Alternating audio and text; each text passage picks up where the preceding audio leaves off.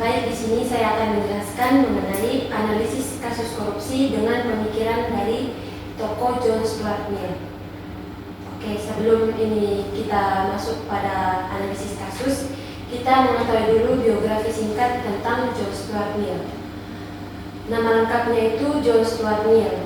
Dia lahir pada tanggal 20 Mei 1806 di London, Inggris. Nah, dia wafat pada tanggal 8 Mei 1873 di Prancis. Nah, John Stuart Mill ini dia memiliki seorang ayah bernama James Mill yang sebagai seorang filsuf dan pengikut Jeremy Bentham. Nah, pendidikan John Stuart Mill ini dia dididik langsung oleh ayahnya sejak kecil. Bahkan dia sudah membaca filsafat klasik sejak usia muda.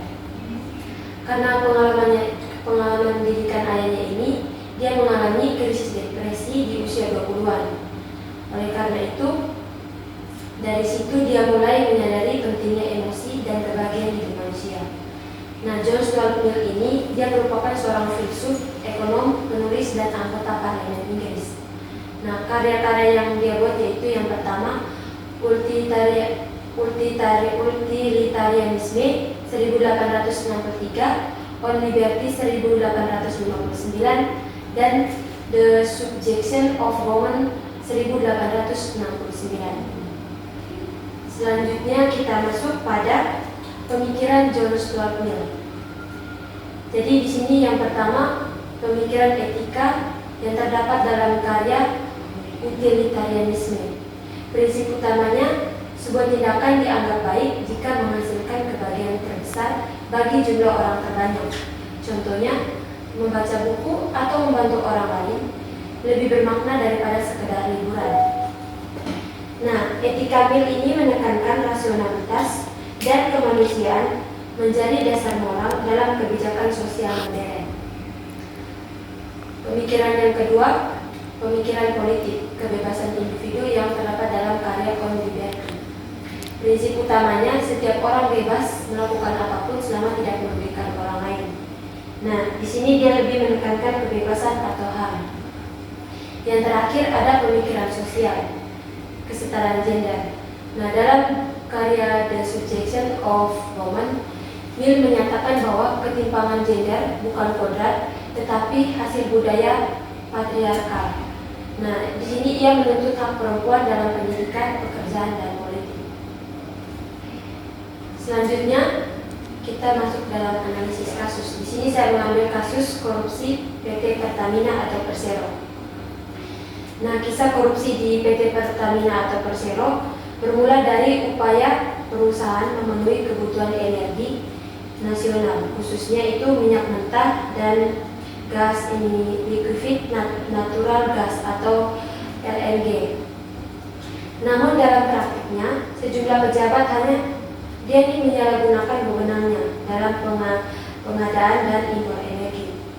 Nah, dalam kasus ini terbagi dalam dua golongan besar. Yang pertama, kasus pertama itu kasus LNG yang terjadi pada tahun 2011 sampai dengan 2014 yang melibatkan mantan dirut Karel Agustiawan. Yang kedua ada kasus tata kelola minyak mentah dan produk kilang pada tahun 2018 sampai 2023 yang melibatkan 7 pejabat Pertamina dan sejumlah pihak swasta. Nah, pada kasus pertama, pada masa itu Pertamina berencana membeli gas LNG dari Amerika Serikat. Nah, tujuannya itu untuk mengantisipasi kekurangan pasokan gas domestik. Namun ini KPK menemukan beberapa kejanggalan. Yang pertama, kontrak pembelian LNG ditandatangani tanpa kajian bisnis yang matang. Yang kedua, tanpa persetujuan Dewan Komisaris dan pemerintah. Yang ketiga, ini tidak melalui mekanisme tender. Nah, akibatnya itu menyebabkan kerugian negara sebesar 1,7 triliun.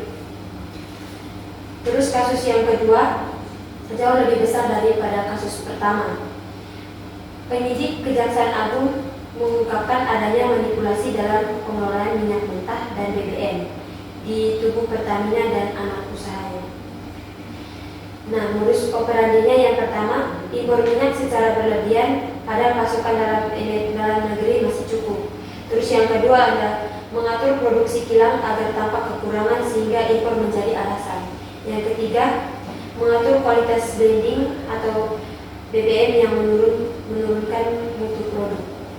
Terus yang keempat, kerjasama fiktif dengan perusahaan trending asing di Singapura untuk memperkaya diri. Dan yang terakhir, manipulasi laporan keuangan agar transaksi tampak sah.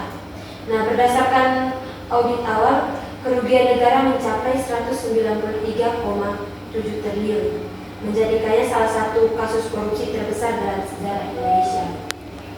Oke, selanjutnya setelah membahas kasus ini, saya akan menganalisis kasus dengan pemikiran George Stuart Mill. Yang pertama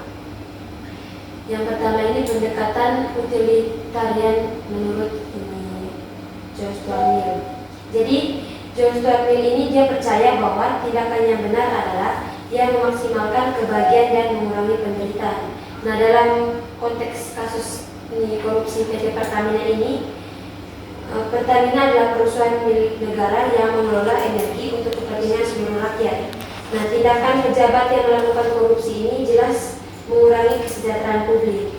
Yang pertama, karena uang negara hilang. Yang kedua, karena harga BBM dan pasokan energi bisa terganggu. Dan yang ketiga, publik kehilangan kepercayaan terhadap institusi negara. Terus yang kedua, ini kebebasan dan tanggung jawab individu.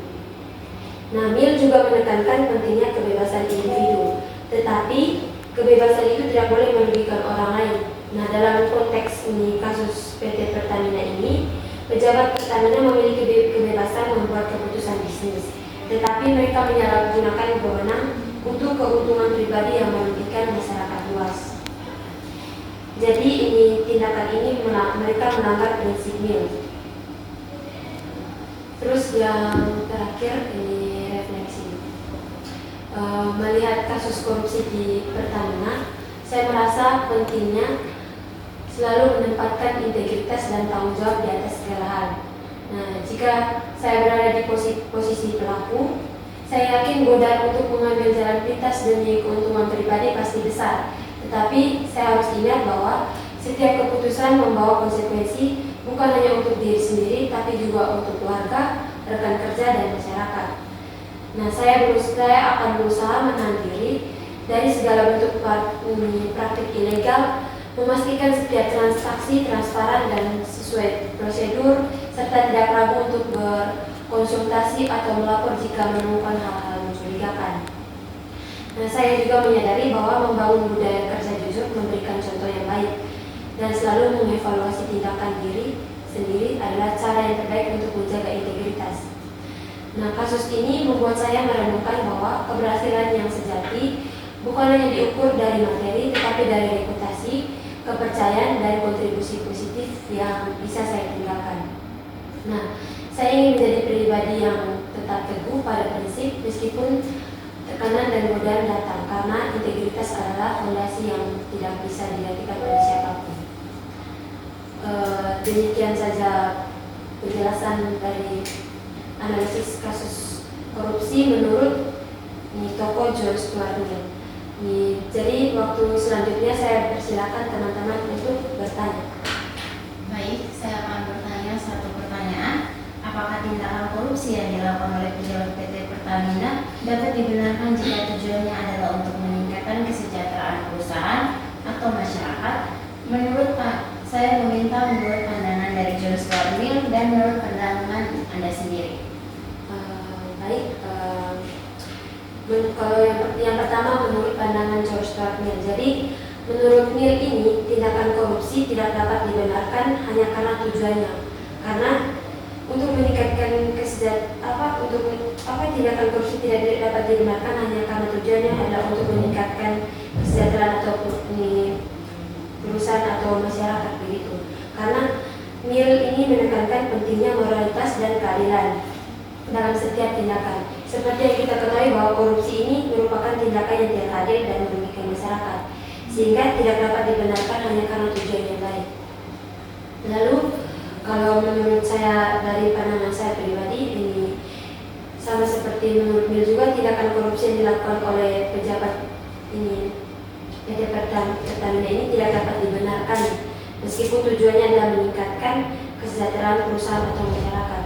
Karena korupsi itu seperti yang sudah saya jelaskan bahwa korupsi itu merupakan tindakan yang tidak etis dan dia merugikan banyak pihak. Apa jelas? Baik, terima kasih atas jawabannya. Kalau begitu, sekian saja presentasi dari saya. Terima kasih.